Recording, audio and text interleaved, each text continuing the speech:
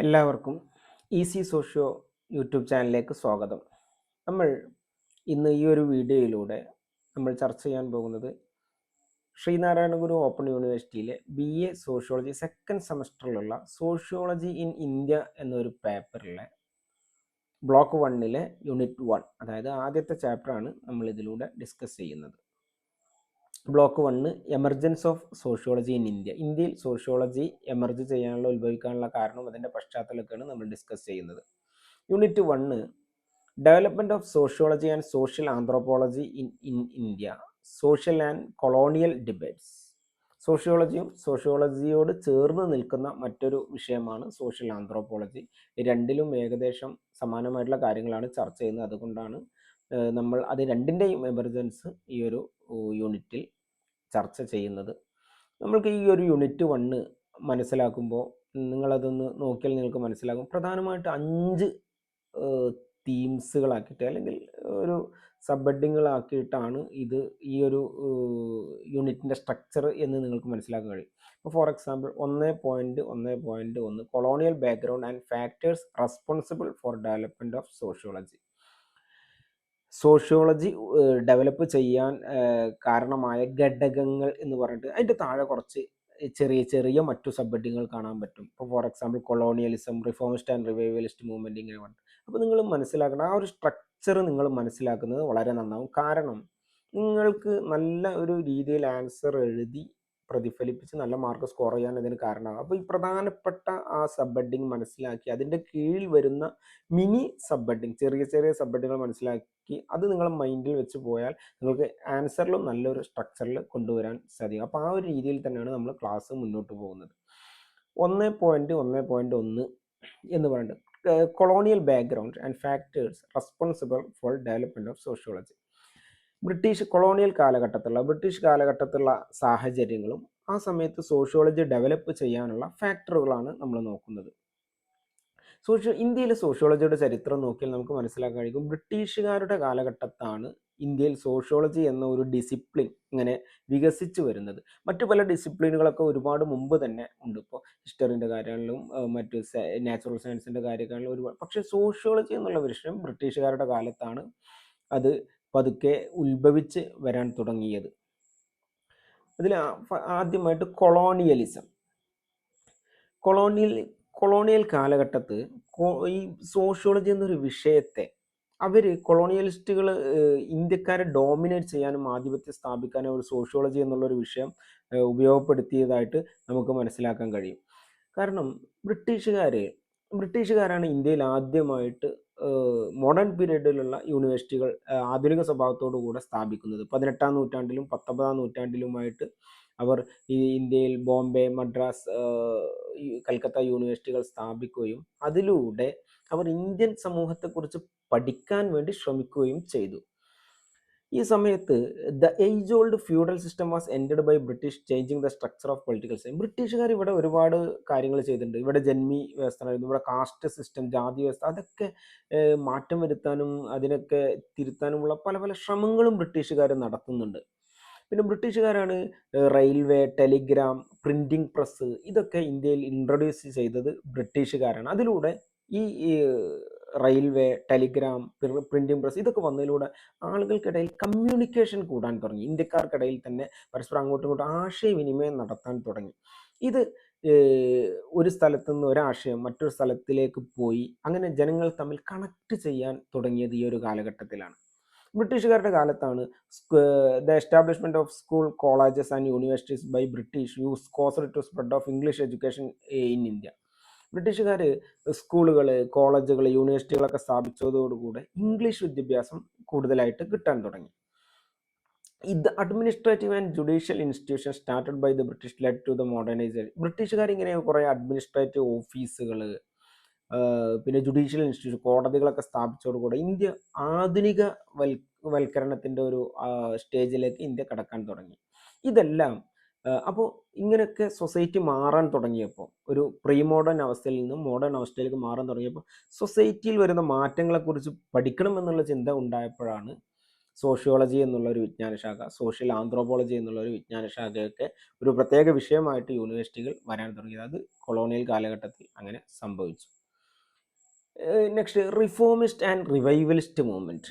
ഇനി ഇന്ത്യയിൽ sociology emerge ചെയ്യാൻ റിഫോമിസ്റ്റ്, റിവൈവലിസ്റ്റ്, പരിഷ്കരണ പ്രസ്ഥാനങ്ങൾ, അതേപോലെ റിവൈവലിസ്റ്റ്, പാരമ്പര്യങ്ങളിലേക്ക് തിരിച്ചു പോകണമെന്ന് പറയുന്നത്, അവർക്കും കുറച്ച് പങ്കുണ്ടായിട്ടുണ്ട്. അതാണ് നമ്മൾ നോക്കുന്നത്.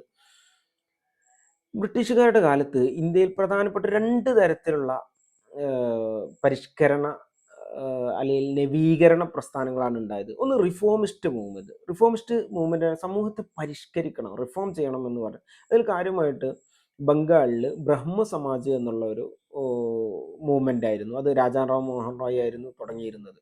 നമുക്കൊക്കെ അറിയാം, രാജാറാം മോഹൻ റോയ് സമൂഹത്തിൽ ഒരുപാട് പരിഷ്കരണ പ്രവർത്തനങ്ങൾ നടത്തിയ ആളാണ്. അദ്ദേഹം സതി സമ്പ്രദായമൊക്കെ നിർത്തലാക്കാൻ വേണ്ടി മുന്നോട്ട് വന്ന ഒരു ഹിന്ദു പരിഷ്കർത്താവാണ് എന്ന് നമുക്ക് മനസ്സിലാക്കാൻ കഴിയും. പിന്നെ മറ്റൊരു റിഫോമിസ്റ്റ് മൂവ്മെൻ്റാണ് പ്രാർത്ഥനാ സമാജ്. അത് എം ജി റാനഡെ, ബോംബെയിൽ എം ജി റാനഡെ തുടങ്ങിയതാണ്. അദ്ദേഹം ഇന്ത്യൻ പാരമ്പര്യത്തെ മാറ്റം കൊണ്ടുവരാനും ആധുനികവൽക്കരിക്കാനും വേണ്ടി അദ്ദേഹം ആവശ്യപ്പെടുന്നു എന്ന് നമുക്ക് മനസ്സിലാക്കാൻ കഴിയും. പിന്നെ റിഫോം മൂവ്മെൻറ്റിനെ പോലെ തന്നെയാണ് റിവൈവലിസ്റ്റ് മൂവ്മെൻറ്റ്. റിവൈവലിസ്റ്റ് മൂവ്മെൻറ്റ് പറഞ്ഞാൽ പാരമ്പര്യത്തിലേക്ക് തിരിച്ചു പോകണം എന്ന് ആവശ്യപ്പെടുന്ന മൂവ്മെൻറ്റാണ്. അതിൽ പ്രധാനപ്പെട്ടാണ് ആര്യ സമാജ്. സ്വാമി ദയാനന്ദ സരസ്വതി തുടങ്ങിയ ആര്യ സമാജ്. അവർ മുന്നോട്ട് വെച്ചിരുന്നത് ബാക്ക് ടു വേദാസ്. ഇന്ത്യ വേദങ്ങളിലേക്ക് തിരിച്ചു പോകണം. കാരണം ഇന്ന് ഇന്ത്യയിലുള്ള ഒരുപാട് പ്രശ്നങ്ങൾ, സ്ത്രീകളുടെ സ്റ്റാറ്റസ് കുറഞ്ഞത്, പിന്നെ ജാതീയതയുടെ, ഇതൊക്കെ വേദങ്ങളുടെ യഥാർത്ഥ സത്തയിൽ നിന്ന് ജനങ്ങൾ അകന്നതാണെന്നും യഥാർത്ഥ വേദത്തിലേക്ക് തിരിച്ചു പോയാൽ ഇങ്ങനത്തെ ഒരു അസമത്വത്തിൻ്റെയോ ഇങ്ങനത്തെ പ്രശ്നങ്ങളൊന്നും ഉണ്ടാവില്ല. അതുകൊണ്ട് ബാക്ക് ടു വേദാസ് എന്ന് പറഞ്ഞിട്ട് റിവൈവലിസ്റ്റ് മൂവ്മെൻറ്റുകൾ തുടങ്ങിയതിൻ്റെ ഒരു ഉദാഹരണമാണ് ആര്യ സമാജ്. അത് സ്വാമി ദയാനന്ദ സരസ്വതി തുടങ്ങിയതായിരുന്നു. പിന്നെ മറ്റൊരു റിവൈവലിസ്റ്റ് മൂവ്മെൻ്റ് ആയിരുന്നു രാമകൃഷ്ണ മിഷൻ.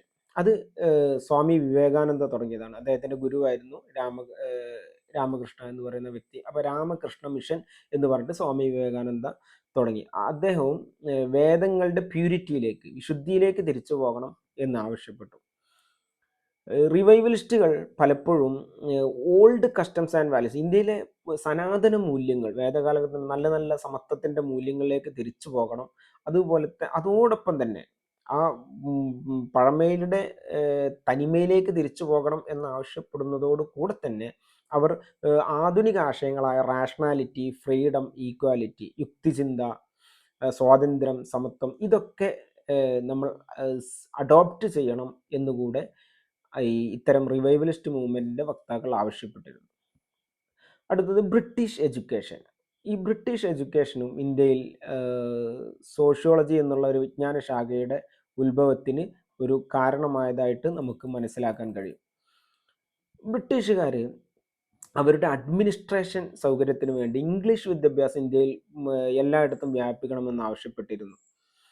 അപ്പോൾ ഇതിലൂടെ അവർക്ക് ഇന്ത്യയിൽ നിന്നുള്ള ഒരു അപ്പർ ക്ലാസ്സിനെയും മിഡിൽ ക്ലാസ്സിനെയും, ഉപരിവർഗത്തെയും മധ്യവർഗത്തെയും, അങ്ങനെ അവർ രക്തത്തിൽ, in blood they are Indians but in taste they are British.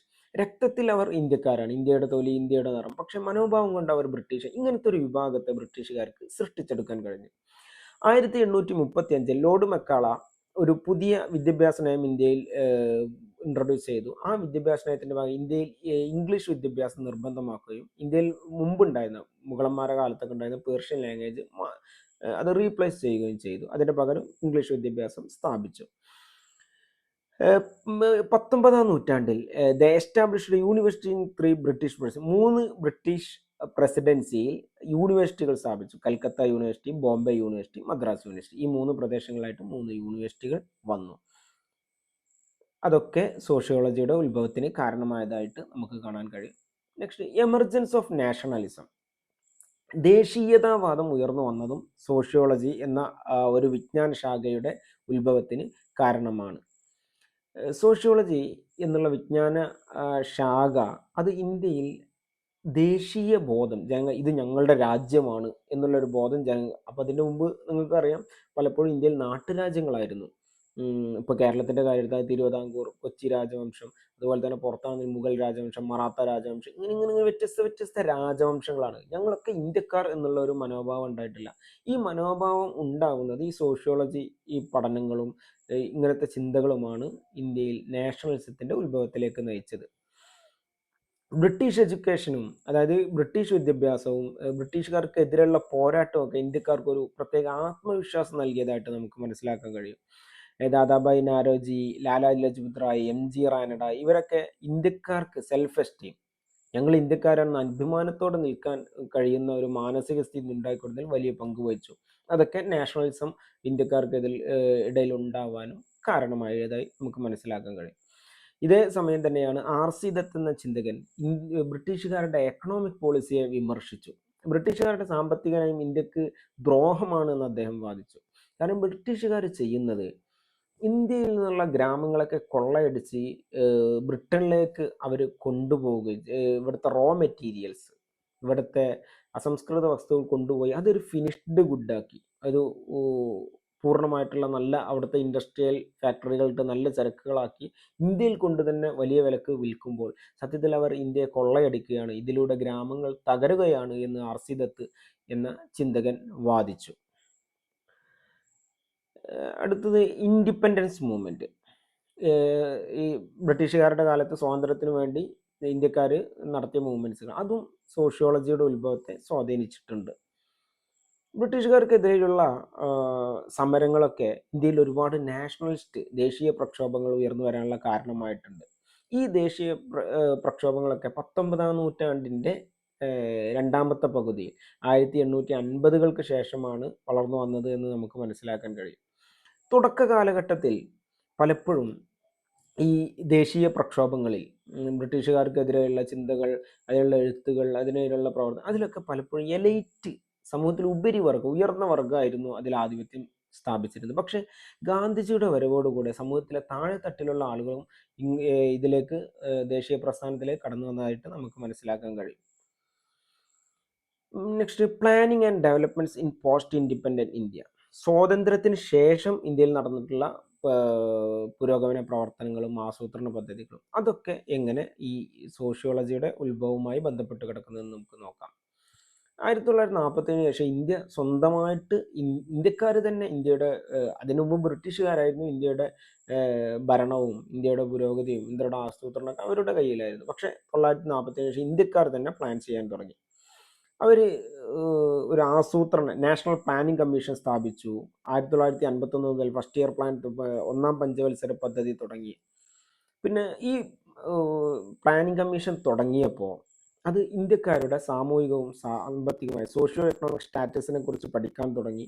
അങ്ങനെ ഈ പഠിക്കാൻ തുടങ്ങിയപ്പോൾ അവർക്ക് മനസ്സിലായി ഒരുപാട് റിസർച്ച് ഇൻസ്റ്റിറ്റ്യൂട്ടുകൾ, ഗവേഷണ സ്ഥാപനങ്ങൾ ഇന്ത്യയിൽ അത്യാവശ്യമാണ് എന്ന് മനസ്സിലായി. അങ്ങനെ 1969 ഈ ICSSR, Indian council of social science research എന്ന സാമൂഹ്യശാസ്ത്ര ഗവേഷണ സ്ഥാപനം ഉത്ഭവിച്ചു. ഇതൊക്കെ സോഷ്യോളജിയുടെയും സോഷ്യൽ ആന്ത്രോപോളജിയുടെ ഒക്കെ സാധ്യത കൂടുതൽ വർദ്ധിപ്പിച്ചു.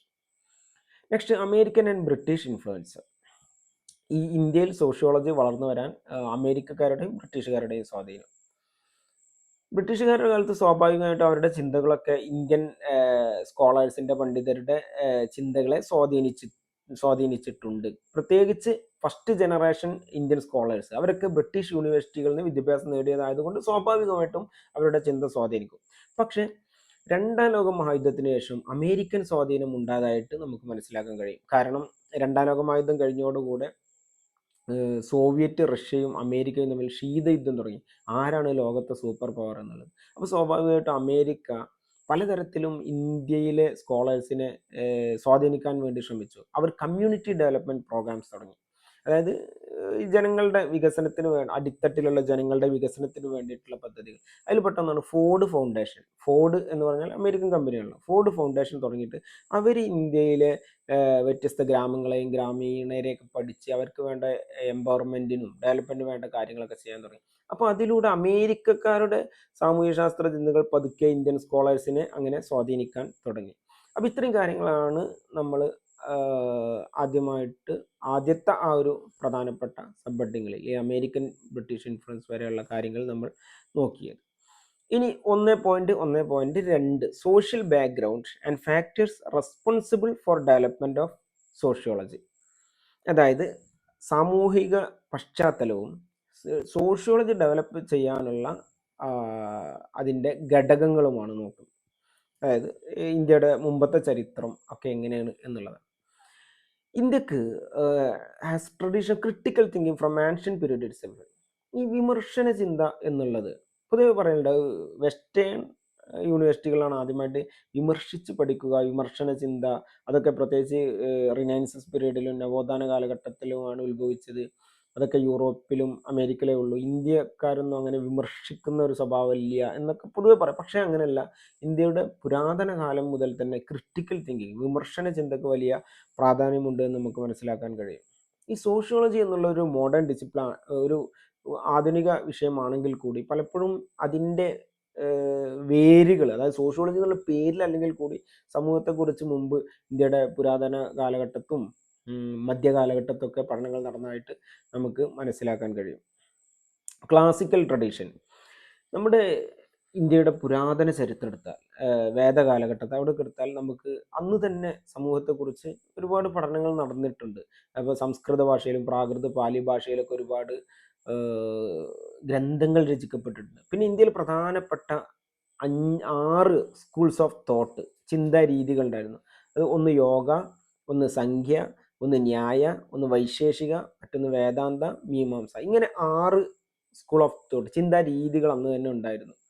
അവർ പല രീതിയിൽ സമൂഹത്തെക്കുറിച്ച് പഠിച്ചിരുന്നു, വിമർശിച്ചിരുന്നു, ഗ്രന്ഥങ്ങൾ എഴുതിയിരുന്നു. അതിനു പുറമെ വേദാസ്, ഉപനിഷത്ത്, പുരാണ, സ്മൃതി, ഇതൊക്കെ പുരാതന ഇന്ത്യയെക്കുറിച്ച് വെളിച്ചം വീശുന്ന നമുക്ക് ക്ലാസിക്കൽ ടെക്സ്റ്റുകളാണ്. അതിൻ്റെ അപ്പുറം ബുദ്ധ ജൈന മതവുമായി ബന്ധപ്പെട്ട് എഴുതപ്പെട്ട ഒരുപാട് ടെക്സ്റ്റുകൾ, അതും പുരാതന ഇന്ത്യയെക്കുറിച്ച് നമുക്ക് പറഞ്ഞു തരുന്നുണ്ട്. പിന്നെ അതിൻ്റെയൊക്കെ പുറമെ കൗട്ടില്യയുടെ അർത്ഥശാസ്ത്ര, കൗട്ടില്യ, ചാണക്യ എന്ന് അറിയപ്പെടുന്ന അദ്ദേഹത്തിൻ്റെ അർത്ഥശാസ്ത്ര എന്നുള്ള ഗ്രന്ഥം പുരാതന ഇന്ത്യയിലൂടെ സാമൂഹിക, രാഷ്ട്രീയ, സാംസ്കാരിക രംഗത്തെക്കുറിച്ചുള്ള വിവരങ്ങൾ നമുക്ക് തരുന്നുണ്ട്. പിന്നെ അതുപോലെ തന്നെ ശുക്രാചാര്യയുടെ നീതിശാസ്ത്ര എന്ന പുസ്തകം, മനുവിടെ ധർമ്മശാസ്ത്ര, ഇതൊക്കെ പുരാതന സാംസ്കാരിക സാമൂഹിക ചരിത്രത്തെക്കുറിച്ച് നമുക്ക് വിവരം തരുന്ന ഗ്രന്ഥങ്ങളാണ്. പിന്നെ അതിന് പുറമെ ചില ട്രാവലേഴ്സ്, ചില സഞ്ചാരികൾ, അതിൽപ്പെട്ടാണ് ഗ്രീക്ക് ട്രാവലറായിട്ടുള്ള മെഗസ്തനീസ്, ചൈനീസ് ട്രാവലറായിട്ടുള്ള ഫാഹിയാൻ, യുവാൻ ഷ്വാങ്, ഇവരൊക്കെ, പിന്നെ അറബ് ട്രാവലറായിട്ടുള്ള അൽബിറൂനി, ഇബ്നു ബത്തൂത്ത, ഇവരൊക്കെ ഇന്ത്യയെക്കുറിച്ച് ഗ്രന്ഥങ്ങൾ എഴുതിയിട്ടുണ്ട്. അതും നമുക്ക് പുരാതന ഇന്ത്യയെക്കുറിച്ച് നമുക്ക് വിവരങ്ങൾ തരുന്ന ഗ്രന്ഥങ്ങളാണ്. അടുത്ത മിഡീവൽ ലെഗസീസ്, മധ്യകാലഘട്ടത്തിലുള്ള ഇന്ത്യയെക്കുറിച്ചുള്ള ചരിത്രം. മധ്യകാലഘട്ടത്ത് നമുക്ക് ഭക്തി പ്രസ്ഥാനങ്ങൾ വളർന്നു വന്നതായിട്ട് മനസ്സിലാക്കാൻ കഴിയും. ഈ ഭക്തി പ്രസ്ഥാനങ്ങൾ വളർന്നു വരാനുള്ള കാരണം, പുരാതന ഇന്ത്യയിൽ സംസ്കൃത ഭാഷയിലാണ് വേദങ്ങളൊക്കെ ഉണ്ടായിരുന്നത്. അപ്പോൾ ഈ സംസ്കൃതം എന്ന് പറഞ്ഞാൽ എലൈറ്റ്, സമൂഹത്തിലെ ഉപരിവർഗത്തിന് മാത്രം മനസ്സിലാക്കാൻ കഴിഞ്ഞു. ആ സമയത്ത് ഭക്തി പ്രസ്ഥാനം വന്നിട്ട് ഈ വേദങ്ങളിലുള്ള അകക്കാമ്പുകൾ, അതിൻ്റെ വിജ്ഞാനങ്ങളൊക്കെ ഒരു പ്രാദേശിക ഭാഷയിലും, ബംഗാളി, ആസാമീസ്, മറാത്തി, കന്നഡ, മലയാളം, തമിഴ്, തെലുങ്ക്, ഇങ്ങനെയുള്ള ഓരോ പ്രാദേശിക ഭാഷകളിലേക്ക് ട്രാൻസ്ലേഷൻ ചെയ്ത് പൊതുജനങ്ങളോട്, അടിത്തട്ടിലുള്ള ജനങ്ങളോട് സംവദിക്കാൻ തുടങ്ങിയതാണ് ഭക്തി പ്രസ്ഥാനം. അത് ജനങ്ങൾക്കൊരു വലിയ സ്വാധീനം ഉണ്ടാക്കി. ആ ഭക്തി പ്രസ്ഥാനത്തോടൊപ്പം തന്നെ ഇവർ മുസ്ലിങ്ങളുടെ ഇടയിൽ നിന്നുള്ള സൂഫികൾ എന്ന് പറഞ്ഞാൽ ഇഹലോക ചിന്തകളൊക്കെ വെടിഞ്ഞ് അങ്ങനത്തെ ആളുകൾ, അവരുമായിട്ട് കൈകോർക്കുകയും അങ്ങനെ അവരുമായിട്ട് ഒരു സൗഹൃദം ഉണ്ടാക്കുകയും ചെയ്തു. അപ്പോൾ അതും ഈ ഒരു കാലഘട്ടത്തിൻ്റെ ഒരു പ്രത്യേകതയാണ്. ഈ സമയം തന്നെയാണ് സിഖ് മതവും ഉത്ഭവിച്ച് വന്നത്. അപ്പോൾ മധ്യകാലഘട്ടത്ത് ഇന്ത്യയിലുണ്ടായിരുന്ന ഈ ഒരു ചിന്തകളൊക്കെ ഈ രീതിയിലായിരുന്നു. പിന്നെ മോഡേൺ ഡെവലപ്പ്, ആധുനിക കാലഘട്ടത്ത് എന്തൊക്കെയാണ് സംഭവിച്ചത്? ആധുനിക കാലഘട്ടത്ത് നമ്മൾ നേരത്തെ പറഞ്ഞ പോലെ സംസ്കൃതവും പേർഷ്യൻ ഭാഷയ്ക്കൊക്കെ അതിൻ്റെ പൂർവ്വകാലത്തുണ്ടായിരുന്ന ശോഭ നശിക്കുകയും അങ്ങനെ ഇംഗ്ലീഷ് ഭാഷയ്ക്ക് കൂടുതൽ പ്രാധാന്യം കിട്ടുകയും ചെയ്തു. അങ്ങനെ ഈ ഒരു ആധുനിക കാലഘട്ടത്തിലാണ് ഇന്ത്യയിൽ സോഷ്യോളജിയും ആന്ത്രോപോളജിയൊക്കെ എമേർജ് ചെയ്തത്. കാരണം ബ്രിട്ടീഷുകാർ അവരുടെ ഭരണ സൗകര്യത്തിന് വേണ്ടി ഇന്ത്യൻ സമൂഹത്തെക്കുറിച്ച് പഠിച്ചതാണ് ഈ ഒരു സോഷ്യോളജി ഉത്ഭവിക്കാൻ കാരണം. പിന്നെ ഇൻഡോളജിസ്റ്റ് എന്ന് പറഞ്ഞാൽ പഴയ സംസ്കൃത ടെക്സ്റ്റ് ഉപയോഗിച്ച് ഇന്ത്യൻ സമൂഹത്തെക്കുറിച്ച് പഠിക്കുന്ന ഒരു ചിന്താരീതിയാണ് ഇൻഡോളജിസ്റ്റ് എന്ന് പറഞ്ഞൊരു വിഭാഗം പിന്തുടരുന്നത്. അതിൽപ്പെട്ട ആളാണ് വില്യം ജോൺസ്, മാക്സ് മുള്ളർ. അവരൊക്കെ ഇന്ത്യയുടെ ഫാമിലി, ലോ, കിൻഷിപ്പ്, ഇവിടുത്തെ കുടുംബവും ഇവിടുത്തെ ജാതി മതവും ഇതിനെക്കുറിച്ചൊക്കെ പഠിക്കാൻ തുടങ്ങി. അങ്ങനെ ആ പഠനത്തിൻ്റെ ബേസിലാണ് ബ്രിട്ടീഷുകാർ ഇമ്പീരിയൽ ഗസറ്റ്, സെൻസസ് റിപ്പോർട്ടൊക്കെ തയ്യാറാക്കിയത്. ബ്രിട്ടീഷുകാരുടെ ഔദ്യോഗികമായിട്ടുള്ള അറിയിപ്പുകളൊക്കെ അതിലൂടെയാണ് തയ്യാറാക്കിയത്. അതിൻ്റെ അപ്പുറം ഈ ക്രിസ്ത്യൻ മിഷണറീസും ഇന്ത്യൻ സമൂഹത്തെക്കുറിച്ച് ഈ ഒരു കാലഘട്ടത്തിൽ, ആധുനിക കാലഘട്ടത്തിൽ പഠിച്ചിരുന്നു. അതും നമുക്ക് ഇന്ത്യൻ സമൂഹത്തെക്കുറിച്ച് വിവരം തരുന്ന ചില സോഴ്സുകളാണ്. നെക്സ്റ്റ് നമുക്ക് 1.1.3 development stages of Indian sociology and social anthropology.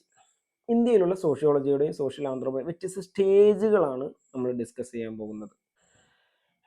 1.1.3 development stages of Indian sociology and social anthropology. ഇന്ത്യയിലുള്ള സോഷ്യോളജിയുടെ ഡെവലപ്മെന്റിലെ വ്യത്യസ്ത സ്റ്റേജുകൾ, വ്യത്യസ്ത ഘട്ടങ്ങൾ. നമുക്കറിയാം, ഗ്ലോബൽ ലെവലിൽ നോക്കുമ്പോൾ, ഒരു അന്താരാഷ്ട്ര തലത്തിൽ നോക്കുമ്പോൾ 18-ാം നൂറ്റാണ്ടിലും 19-ാം നൂറ്റാണ്ടിലുമായിട്ടുണ്ടായ സാമ്പത്തികവും ഇൻഡസ്ട്രിയൽ ഡെവലപ്മെന്റ്, വ്യാവസായികമായിട്ടുള്ള പുരോഗതിയാണ് ഈ സോഷ്യോളജി എന്നുള്ള വിജ്ഞാന ശാഖ വളർന്നു വരാനുള്ള ഒരു കാരണമായിട്ട് നമുക്ക് മനസ്സിലാക്കാൻ കഴിയുന്നത്. ഈ ഒരു സമയത്ത് നാച്ചുറൽ സയൻസ്, ഭൗതികശാസ്ത്രം വികസിച്ചത് സ്വാഭാവികമായിട്ടും ഈ സോഷ്യോളജി എന്നുള്ള ഡിസിപ്ലിനെയും വികസിക്കാനുള്ള ഒരു കാരണമായിട്ടുണ്ട്. ഇതേ സമയം ഇന്ത്യയിലും ഏഷ്യൻ രാജ്യങ്ങളിലും കൊളോണിയലിസം വന്നതോടുകൂടെയാണ് സോഷ്യോളജി എന്നുള്ള വിജ്ഞാന ശാഖ വളർന്നു വന്നത്. 19-ാം നൂറ്റാണ്ടിലും 20-ാം നൂറ്റാണ്ടിലുമായിട്ട് ഇന്ത്യയെക്കുറിച്ച് നടന്ന ഒരുപാട് പഠനങ്ങൾ, അത് പ്രധാനമായിട്ടും 3 തരത്തിലുള്ള നെറേറ്റീവ്സുകളാണ് ഉണ്ടായിരുന്നത്. അതായത് 3 തരത്തിലുള്ള പരിപ്രേക്ഷ്യങ്ങളാണ് രീതിയിലൂടെയാണ് ആളുകൾ നോക്കിക്കണ്ടത്. ഒന്നാമത്തത് ഓറിയന്റലിസ്റ്റ്, രണ്ടാമത്തത് ഇൻഡോളജിസ്റ്റ്, മൂന്നാമത്തത് കൊളോണിയൽ എത്നോഗ്രാഫേഴ്സ്. ഇങ്ങനെ 3 തരത്തിലുള്ള ചിന്തകരാണ് ഇന്ത്യയെക്കുറിച്ച് വ്യത്യസ്ത രീതിയിൽ പഠിച്ചത്. അത് ഓരോന്നും എങ്ങനെയെന്ന് നമുക്ക് നോക്കാം. ഓറിയന്റലിസ്റ്റുകൾ എന്ന് പറഞ്ഞാൽ അവർ ഇന്ത്യയുടെ philosophical richness of Indian classical text, ഇന്ത്യയുടെ പുരാതന കാലത്തുണ്ടായിരുന്ന ടെക്സ്റ്റുകളുടെ ഒരു തത്വശാസ്ത്രപരമായിട്ടുള്ള അതിൻ്റെ സമ്പന്നത, അതാണ് അവരെ ആകർഷിച്ചത്. ഈ ഓറിയന്റലിസ്റ്റുകൾ എന്ന് പറഞ്ഞാൽ, ഓറിയന്റ് എന്നുള്ള വാക്കിൻ്റെ അർത്ഥം തന്നെ കിഴക്ക് എന്നാണ്.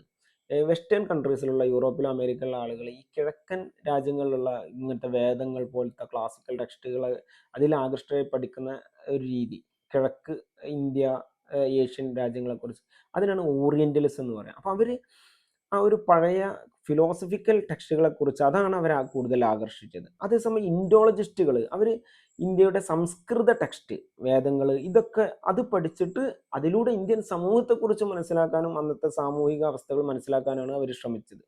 പിന്നെ കൊളോണിയൽ എത്നോഗ്രാഫേഴ്സ്, അത് ബ്രിട്ടീഷുകാരുടെ കാലത്തുള്ള എത്നോഗ്രഫി എന്ന് പറഞ്ഞാൽ തന്നെ ഒരു സമൂഹത്തെക്കുറിച്ച് സമഗ്രമായി പഠിക്കുന്നതിനാണ്, അവരുടെ ഇടയിൽ തന്നെ ജീവിച്ച് മുഴുകി അതിൽ പഠിക്കുന്നതിന് എത്നോഗ്രഫി. അപ്പോൾ കൊളോണിയൽ എത്നോഗ്രഫേഴ്സ് എന്ന് പറഞ്ഞാൽ ബ്രിട്ടീഷുകാർ ഇവിടെ ഭരിക്കുന്ന സമയത്ത് അവർക്ക് ഇന്ത്യയുടെ സമൂഹത്തെ അടുത്തറിയേണ്ടത് അത്യാവശ്യമാണ്. അതിനുവേണ്ടിയുള്ള ചില എത്നോഗ്രാഫേഴ്സിനെ അവർ സാമ്പത്തിക സഹായമൊക്കെ നൽകി സംവിധാനം. ഇതാണ് കൊളോണിയൽ എത്നോഗ്രാഫേഴ്സ്.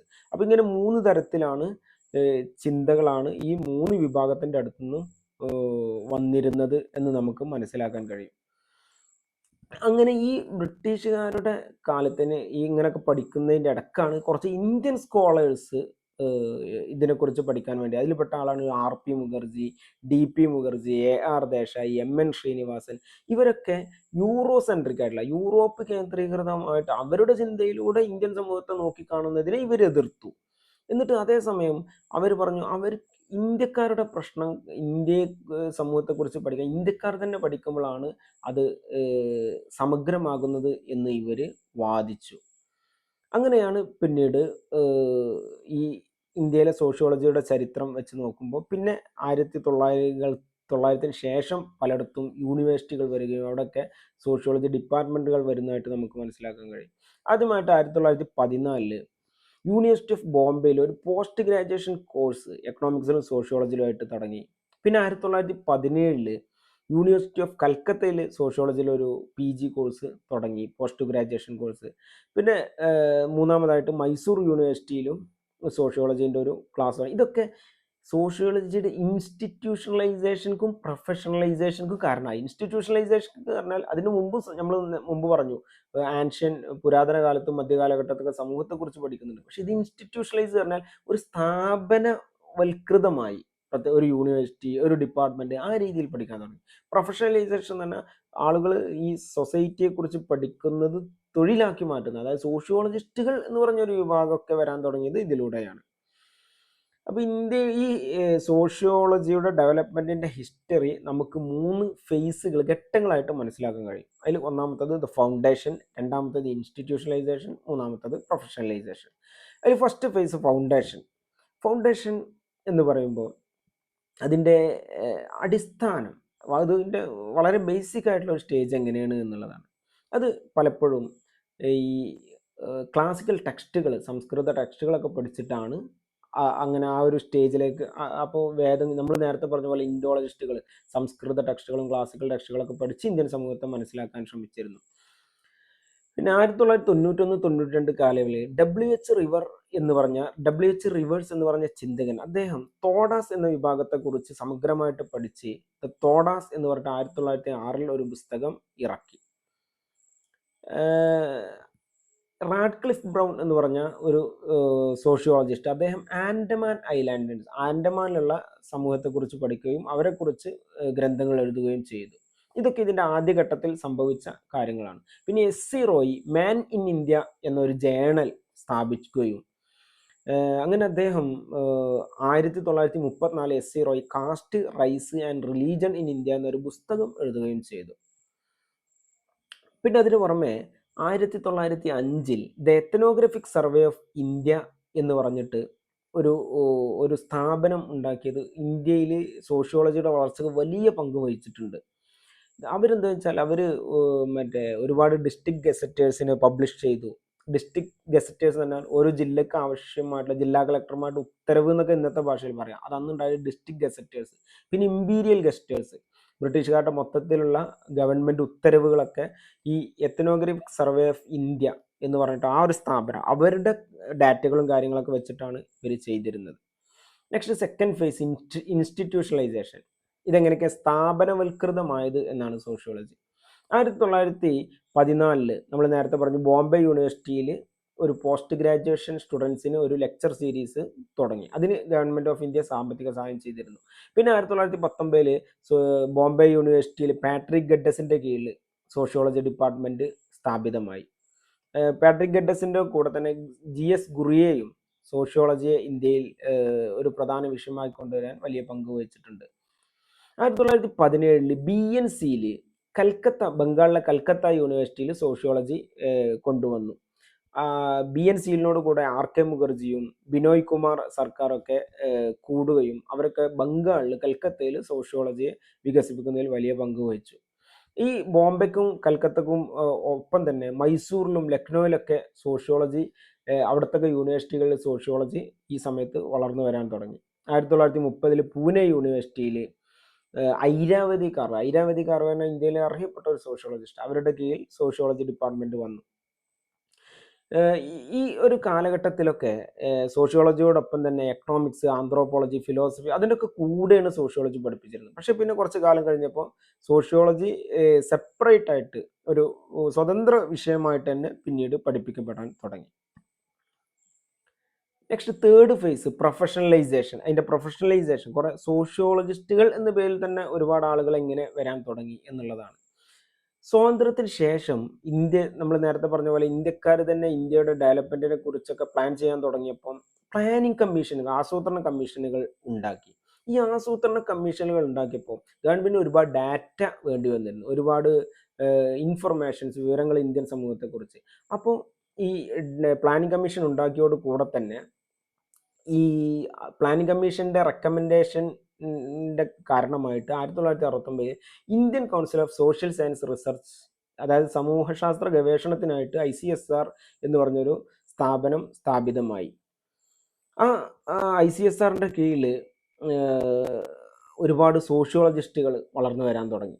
പിന്നെ UGC, യൂണിവേഴ്സിറ്റി ഗ്രാൻറ്റ്സ് കമ്മീഷൻ, അവർ പല യൂണിവേഴ്സിറ്റി ഡിപ്പാർട്ട്മെന്റിലും സോഷ്യോളജി ഡിപ്പാർട്ട്മെന്റ് തുടങ്ങാൻ വേണ്ടി, കാരണം സോഷ്യോളജി ഡിപ്പാർട്ട്മെന്റ് തുടങ്ങിയ സമൂഹത്തെക്കുറിച്ച് നല്ല നല്ല പഠനങ്ങൾ വരുമെന്നുള്ളത്, അങ്ങനെ ഒരു നിർദ്ദേശം മുന്നോട്ട് വെച്ചിരുന്നു. അങ്ങനെ ഈ ഒരു രീതിയിലുള്ള പ്ലാനിങ് കമ്മീഷനും പ്രൊജക്റ്റുകളും ഇതൊക്കെ വന്നതോടുകൂടാണ് ഇന്ത്യയിൽ ഈ പ്രൊഫഷണലൈസേഷൻ സംഭവിക്കുന്നത്. അപ്പോൾ ഒരുപാട് സോഷ്യോളജിസ്റ്റുകൾ ഒരുപാട് വരാൻ തുടങ്ങി. ഇങ്ങനെയാണ് പ്രൊഫഷണലൈസേഷൻ ഇന്ത്യയിൽ സോഷ്യോളജിയുടെ ഒരു പ്രൊഫഷണലൈസേഷൻ സംഭവിക്കുന്നത്. കാരണം പ്ലാനിങ് കമ്മീഷൻക്ക് ഒരുപാട് വില്ലേജുകളെ കുറിച്ചൊക്കെ പഠിക്കേണ്ടി വന്നിരുന്നു. അപ്പോൾ അതിനൊക്കെ ഒരുപാട് സോഷ്യോളജിസ്റ്റുകളുടെ ആവശ്യമുണ്ടായിരുന്നു. Next 1.1.4 different perspectives on Indian societies. Indian സൊസൈറ്റിയെ കുറിച്ചുള്ള വ്യത്യസ്ത പരിപ്രേക്ഷ്യങ്ങൾ. അതായത് പല ആംഗിളുകളിലൂടെ, വീക്ഷണകോണുകളിലൂടെ ഇന്ത്യൻ സമൂഹത്തെ നോക്കിക്കണ്ടിരുന്നു പലരും. ഇതൊക്കെ അവരുടെ ഐഡിയോളജിക്കൽ ആൻഡ് രീതിശാസ്ത്രപരമായിട്ടുള്ള പലരും പല രീതിയിലൂടെയായിരുന്നു പഠിക്കുന്നത്. അങ്ങനെയൊക്കെ നമ്മൾ നേരത്തെ പറഞ്ഞു, ചില ആളുകൾ പുരാതന ടെക്സ്റ്റുകൾ പഠിച്ചിട്ട് ഇന്ത്യൻ സമൂഹത്തെക്കുറിച്ച് പറയും, ചില ആളുകൾ വേറെ രീതി. അതൊക്കെ നമുക്ക് ഇതിൽ നോക്കാൻ പോകുന്നത്. Indological and textual perspective. അത് നമ്മൾ നേരത്തെ ഇൻഡോളജിക്കൽ ആൻഡ് ടെക്സ്റ്റൽ പെർസ്പെക്റ്റീവ് പറഞ്ഞാൽ പഴയ സംസ്കൃത ടെക്സ്റ്റുകൾ പഠിച്ചിട്ട് അതിൽപ്പെട്ട ആളാണ് GS ഗുറിയെ, ലൂയി ഡുമോ, LOUISDUMONT, സ്പെല്ലിങ് ശ്രദ്ധിക്കണം. അപ്പോൾ GS ഗുറിയെ, ലൂയി ഡുമോ, ഇവരൊക്കെയാണ് പഴയ സംസ്കൃത ടെക്സ്റ്റ് പഠിച്ച് ഇന്ത്യയെ മനസ്സിലാക്കണമെന്ന് പറഞ്ഞു. ഇവരുടെ ബുക്ക് വ്യൂ എന്നും ഈ ഒരു അപ്രോച്ചിന് പറയും. ബുക്ക് വ്യൂ പറഞ്ഞാൽ പുസ്തകത്തിൽ നിന്ന് മാത്രം പഠിക്കുക, ഫീൽഡിൽ പോയിട്ട് ഡാറ്റ കളക്ട് ചെയ്യുന്നതിന് ഇവർ പ്രാധാന്യം കൊടുത്തില്ലായിരുന്നു. പിന്നെ മറ്റൊരു രീതിയാണ് സ്ട്രക്ചറൽ ഫങ്ഷണലിസം. സ്ട്രക്ചറൽ ഫങ്ഷണലിസം എന്ന് പറഞ്ഞാൽ അവർ പറയുന്നത് ഈ സമൂഹം എന്ന് പറഞ്ഞ ഒരു സിസ്റ്റമാണ്. അപ്പോൾ ഈ സിസ്റ്റത്തിൽ വ്യത്യസ്ത പാർട്ടുകൾ ഇങ്ങനെ കോൺട്രിബ്യൂട്ട് ചെയ്യുമ്പോഴാണ് ഒരു സമൂഹം മുന്നോട്ട് പോകുന്നത് എന്നാണ് അവർ പറയുന്നത്. അവർ പറയുന്നത് ഫീൽഡ് വർക്ക് നടത്തണം. നമ്മൾ ഓരോ സമൂഹത്തിലും നടക്കുന്ന കാര്യങ്ങൾ അവരുടെ ഇടയിൽ പോയി ഡാറ്റ കളക്ട് ചെയ്ത് പഠിക്കണം എന്നാണ് പറയുന്നത്. അവർ ഫോക്കസ് ചെയ്യുന്നത് contextual understanding of social institution and social phenomena. ഒരു സമൂഹത്തിലുള്ള കോണ്ടെക്സ്റ്റൽ അണ്ടർസ്റ്റാൻഡിങ് എന്ന് പറഞ്ഞാൽ അവിടുത്തെ സാഹചര്യം ചെന്ന് മനസ്സിലാക്കി. ഇപ്പോൾ നമ്മൾ വേദം പഠിച്ചിട്ട് ഇന്ത്യൻ സമൂഹത്തെ കുറിച്ച് മനസ്സിലാക്കാൻ വേദത്തിൽ പറയുന്നത് ഇന്ത്യയുടെ എല്ലാ ഭാഗത്തും ഉണ്ടാവണം എന്നില്ല. അപ്പൊ ഇവർ പറഞ്ഞു ഓരോ വില്ലേജ്, ഓരോ ഡിസ്ട്രിക്ട് അവിടെയൊക്കെ പോയിട്ട് അതിനെക്കുറിച്ച് പഠിക്കണം. അതാണ് സ്ട്രക്ചറൽ ഫങ്ഷണലിസ്റ്റുകൾ പറഞ്ഞത്. Next Marxism. മാർക്സിസ്റ്റ് പരിപ്രേക്ഷ്യത്തിലൂടെ ഇന്ത്യൻ സമൂഹത്തെ കുറിച്ച് പഠിക്കണം എന്നാണ് മാർക്സിസ്റ്റ് രീതി പിന്തുടരുന്നവർ പറയുന്നത്. അപ്പോൾ ഇന്ത്യയുടെ സോഷ്യൽ റിയാലിറ്റിയുടെ എക്കണോമിക് ഇന്റർപ്രിട്ടേഷൻ, മാർക്സ് പറഞ്ഞ തന്നെ തൊഴിലാളി വർഗം, മുതലാളി വർഗം, എപ്പോഴും തൊഴിലാളി വർഗം ചൂഷണം ചെയ്യപ്പെടുന്നുണ്ട് എന്നാണല്ലോ. അപ്പോൾ ഇന്ത്യയും ആ ഒരു സാമ്പത്തിക കോണിലൂടെ നോക്കിക്കാണണം എന്നാണ് പറഞ്ഞത്. അപ്പോൾ ഇന്ത്യയിൽ പലപ്പോഴും ചിലർ ഇന്ത്യയിൽ ക്ലാസ്, വർഗം എന്നുള്ളതല്ല പ്രശ്നം, കാസ്റ്റ്, ജാതിയാണ് പ്രശ്നം എന്നൊക്കെ പറഞ്ഞവരുണ്ട്. പക്ഷേ മാർക്സിസ്റ്റ് പെർസ്പെക്റ്റീവ് പറയുന്നത് ഈ ഒരു ക്ലാസ്, എക്കണോമിക്, സാമ്പത്തികമായിട്ടുള്ള ഉയർച്ച താഴ്ച, ആ രീതിയിൽ തന്നെ ഇന്ത്യൻ സമൂഹത്തെ നോക്കിക്കാണണം എന്ന് പറയുന്നവരാണ് മാർക്സിസ്റ്റ് പെർസ്പെക്റ്റീവിൻ്റെ ആൾ. പിന്നെ synthesis of textual and field view. നമ്മൾ നേരത്തെ പറഞ്ഞ ടെക്സ്റ്റ് വ്യൂ, ടെക്സ്റ്റ് പഠിച്ചിട്ട് സംസ്കൃത ടെക്സ്റ്റുകൾ പഠിച്ച് ഇന്ത്യൻ സമൂഹത്തെ കുറിച്ച് പഠിക്കും, അതിൻ്റെയും ഫീൽഡ് വ്യൂവിൻ്റെ ഒരു സിന്തസിസ് ആണ് synthesis of textual and field view. അപ്പോൾ അവർ പറയുന്നത് ഓക്കെ, നമുക്ക് സംസ്കൃത ടെക്സ്റ്റുകൾ പഠിക്കാം, അതേസമയം ഇന്ത്യയിലെ ഓരോ സമൂഹത്തിലും ഫീൽഡിൽ ചെന്ന് ഡാറ്റ കളക്ട് ചെയ്തിട്ടും കൂടി നമ്മൾ പഠിക്കണം എന്നാണ് ആ രീതി പിന്തുടർന്നവർ പറയുന്നത്. അടുത്ത സബാൾട്ടേൺ പെർസ്പെക്റ്റീവ്. സബാൾട്ടേൺ എന്ന വാക്കിന്റെ അർത്ഥം തന്നെ ഒപ്രസ്ഡ്, അടിച്ചമർത്തപ്പെട്ടവരാണ്. അടിച്ചമർത്തപ്പെട്ടവരുടെ രീതിയിലൂടെ ചരിത്രത്തെ നോക്കി കാണണം എന്നാണ് സബാൾട്ടേൺ പെർസ്പെക്റ്റീവിന്റെ ആളുകൾ പറയുന്നത്. ഇവർ പറയുന്നത് പലപ്പോഴും നമ്മൾ ചരിത്രം എടുത്ത് നോക്കിയാൽ എലൈറ്റ് പെർസ്പെക്റ്റീവ്, സമൂഹത്തിൽ വരേണ്യ വിഭാഗമായിരിക്കും ചരിത്രം എഴുതിയിട്ടുണ്ടാവുക. അപ്പോൾ പലപ്പോഴും അടിച്ചമർത്തപ്പെട്ടവരുടെ ചരിത്രം തമസ്കരിക്കപ്പെടുന്നുണ്ട്. അപ്പോൾ അങ്ങനെ പാടില്ല, അടിച്ചമർത്തപ്പെട്ടവരുടെ പെർസ്പെക്റ്റീവിൽ കൂടി സമൂഹത്തെ നോക്കിക്കാണണമെന്നാണ് ഇവർ പറയുന്നത്. അടുത്ത് 1.1.5 inter relationship between sociology and anthropology. സോഷ്യോളജിയും ആന്ത്രോപോളജിയും തമ്മിലുള്ള ഇന്റർ റിലേഷൻഷിപ്പ്. ഇന്ത്യയിൽ പലപ്പോഴും സോഷ്യോളജിയും ആന്ത്രോപോളജിയും കൺസിഡേർഡ് ആസ് ടിൻ ഡിസിപ്ലിൻസ്, ഇരട്ട ഡിസിപ്ലിൻസ്, രണ്ടും വല്ല സയാമീസ് ഇരട്ടകൾ എന്നൊക്കെ പറഞ്ഞാൽ അങ്ങനെ ഇതായിട്ടാണ് അറിയപ്പെടുന്നത്. കാരണം അവർ രണ്ടിലും, സോഷ്യോളജി ആണെങ്കിലും സോഷ്യൽ ആന്ത്രോപോളജിയിലാണെങ്കിലും സമാനമായിട്ടുള്ള കാര്യങ്ങളാണ് ചർച്ച ചെയ്യുന്നത്, ട്രൈബ്, കൾച്ചർ, ഇങ്ങനത്തെ കാര്യങ്ങൾ. കാരണം ഈ രണ്ടും ഉത്ഭവിച്ചിട്ടുള്ളത് ബ്രിട്ടീഷുകാരുടെ, both developed in context of British administration, ബ്രിട്ടീഷുകാരുടെ കാലത്താണ് രണ്ടും ഉത്ഭവിച്ചിട്ടുള്ളത്. ഈ സോഷ്യോളജിയും സോഷ്യൽ ആന്ത്രോപോളജിന്റെ ഇടയിലുള്ള നമ്മൾ ചെറിയ വ്യത്യാസമുള്ള വ്യത്യാസം എന്ന് വെച്ചാൽ sociological study focus on modern industrial and urban society. Sociological പഠനം എപ്പോഴും ആധുനികമായിട്ടുള്ള വ്യവസായവൽകൃത അർബൻ സൊസൈറ്റി, നഗരവൽകൃത സമൂഹത്തെ കുറിച്ചാണ് പഠിക്കുന്നത്. പക്ഷെ സോഷ്യൽ ആന്ത്രോപോളജി എപ്പോഴും ട്രഡീഷണൽ ആൻഡ് പ്രിമിറ്റീവ് സൊസൈറ്റി, പരമ്പരാഗത പ്രിമിറ്റീവായിട്ടുള്ള സൊസൈറ്റിയെ, ഇപ്പോൾ ട്രൈബ്സുകൾ അങ്ങനത്തെ ഒക്കെ ആളുകളാണ് ഫോക്കസ് ചെയ്യുന്നത്. ബ്രിട്ടീഷുകാരുടെ കാലഘട്ടത്ത്, കാരണം അവർക്ക് ഒരുപാട് ട്രൈബൽസിനെ കുറിച്ചുള്ള ഡാറ്റ ആവശ്യമായിരുന്നു. ഇന്ത്യയിൽ ഏതൊക്കെ ഭാഗത്ത് ഏതൊക്കെ ട്രൈബ്, ഏതൊക്കെ ജീവിത രീതിയാണ്, അതിനനുസരിച്ചൊക്കെ അവർ അഡ്മിനിസ്ട്രേറ്റീവ്, ഭരണപരമായ കാര്യങ്ങൾക്ക് വേണ്ടിയിട്ട്. അപ്പോൾ അതുകൊണ്ട് അവരെ കുറിച്ചൊക്കെ എത്നോഗ്രഫിക് സ്റ്റഡി നടത്തി, ആ സമൂഹത്തെക്കുറിച്ച് സമഗ്രമായിട്ടുള്ള സ്റ്റഡി, ഇതൊക്കെയാണ് സോഷ്യൽ ആന്ത്രോപോളജി ഇന്ത്യയിൽ ഉണ്ടാവാനുള്ള കാരണം. പക്ഷേ ഇതേ സമയത്ത് തന്നെ ചില സ്കോളേഴ്സ് ഇന്ത്യൻ സമൂഹത്തെക്കുറിച്ച് പഠിക്കാൻ നമ്മൾ നേരത്തെ പറഞ്ഞ പോലെ സംസ്കൃത ടെക്സ്റ്റുകൾ, ക്ലാസിക്കൽ ടെക്സ്റ്റുകൾ, പുരാതന പുസ്തകങ്ങളൊക്കെയാണ് ഉപയോഗിച്ചിരുന്നത്. അവരാണ് സോഷ്യോളജി എന്നുള്ള ഒരു വിജ്ഞാന ശാഖ, സോഷ്യോളജിയിൽ പലപ്പോഴും ഇങ്ങനത്തെ കാര്യങ്ങളാണ് ഡിസ്കസ് ചെയ്തിരുന്നത്. ഈ anthropology used participant observation method. ഒരു സമൂഹത്തെ അവരുടെ ഇടയിൽ ചെന്ന് തന്നെ ജീവിച്ച് അവർ ചെയ്യുന്ന കാര്യങ്ങളൊക്കെ ചെയ്ത് അങ്ങനെ അവരെക്കുറിച്ചുള്ള ഡാറ്റ കളക്ട്, അവരെ മനസ്സിലാക്കുന്ന രീതിയാണ് ആന്ത്രോപോളജിയിൽ. പാർട്ടിസിപ്പൻ്റ് ഒബ്സർവേഷനാണ് പിന്തുടരുന്നത്. എന്നാൽ സോഷ്യോളജിസ്റ്റുകൾ എപ്പോഴും textual and survey, text base ചെയ്തിട്ടും സർവേ നടത്തിയിട്ടുമാണ് സോഷ്യോളജിസ്റ്റുകൾ പിന്തുടർന്നിരുന്ന മെത്തഡോളജി, രീതിശാസ്ത്രം, സമൂഹത്തെക്കുറിച്ച് പഠിക്കാൻ. പക്ഷെ മുമ്പ് ഇങ്ങനൊക്കെ ഒരു ഡിഫറൻസ് ഉണ്ടെങ്കിൽ കൂടി ഇന്ന് today difference between sociology and social anthropology disappeared. കാര്യമായിട്ടുള്ള വലിയ വ്യത്യാസമൊന്നുമില്ല. അത് വളരെ ബ്ലർഡാണ്. അതായത് അവരുടെ ഈ പറഞ്ഞ വ്യത്യാസങ്ങൾ ഇന്ന് നമുക്ക് കാണാൻ കഴിയുന്നില്ല എന്ന് നമുക്ക് മനസ്സിലാക്കാൻ കഴിയും. അപ്പോൾ ഈ പറഞ്ഞ ഇതാണ് യൂണിറ്റ് 1-ലുള്ളത്. അപ്പോൾ ഈ കാര്യങ്ങൾ നമ്മൾ പറഞ്ഞ പോലെ ഒരു പ്രധാനപ്പെട്ട ഹെഡിങ്ങിൻ്റെ കീഴിൽ വരുന്ന ചെറിയ ചെറിയ ഹെഡിങ്, അതിൽ പറയുന്ന പോയിന്റ്സുകൾ, പ്രധാനപ്പെട്ട കാര്യങ്ങൾ ആ രീതിയിൽ തന്നെ മനസ്സിലാക്കി ഇപ്പോൾ ഒരു എസ് എഴുതാനാണെങ്കിൽ പ്രധാനപ്പെട്ട സബ് ഹെഡിങ്ങിൻ്റെ ഒരു കാര്യമായിരിക്കും എസ് ഒക്കെ ഉണ്ടാവുക. അപ്പോൾ അതിൻ്റെ കീഴിൽ മറ്റെന്തൊക്കെ വരുന്നതെന്ന് മനസ്സിലാക്കി ആ ഒരു സ്ട്രക്ചറിൽ തന്നെ പരീക്ഷ എഴുതാൻ ശ്രമിക്കുക. Okay, thank you, best wishes.